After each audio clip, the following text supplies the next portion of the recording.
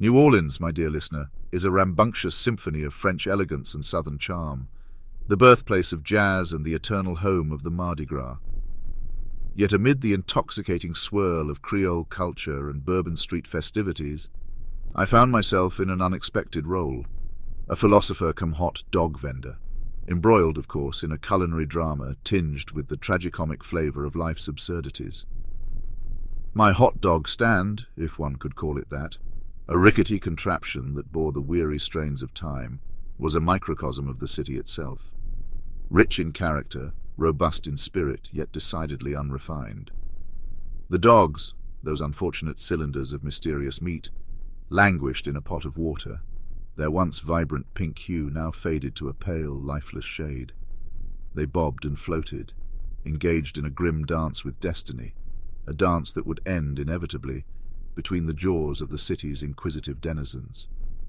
The locals, robust in character and accent, approached my stand with a mixture of curiosity and suspicion.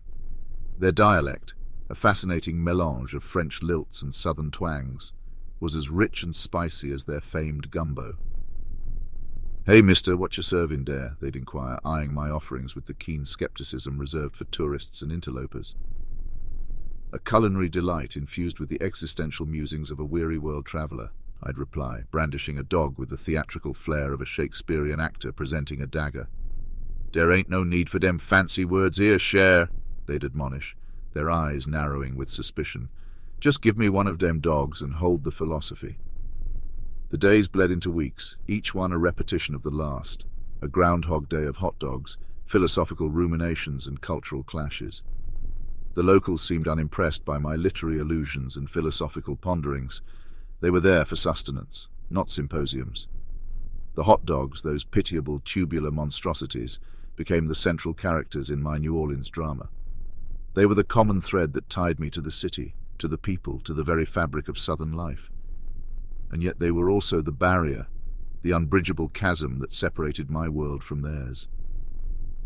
"You think you better than us with them big words?" one woman declared, her eyes flashing with indignation. "We don't take kindly to that kind of talk round here."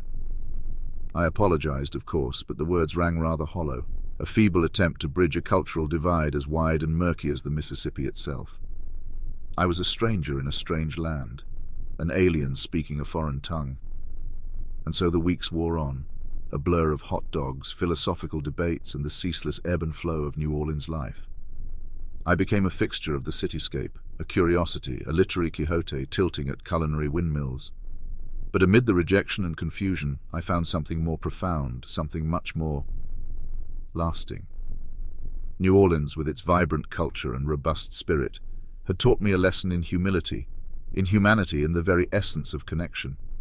It reminded me that the grand tapestry of life is woven not from the erudite threads of intellectual discourse, but from the simpler, more honest fibers of common experience, shared sustenance, and the universal language of food.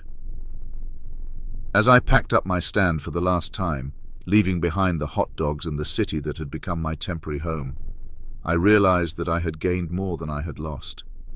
I had tasted the soul of a city, had danced to its unique rhythm, had been humbled and uplifted by its people. New Orleans had shown me that the most profound connections are forged not through lofty words and grand ideas, but through the simple, unadorned truths of everyday life. It's a lesson worth savoring, much like the complex flavors of that magnificent city, or even perhaps a hot dog served with nothing more than mustard and a knowing smile.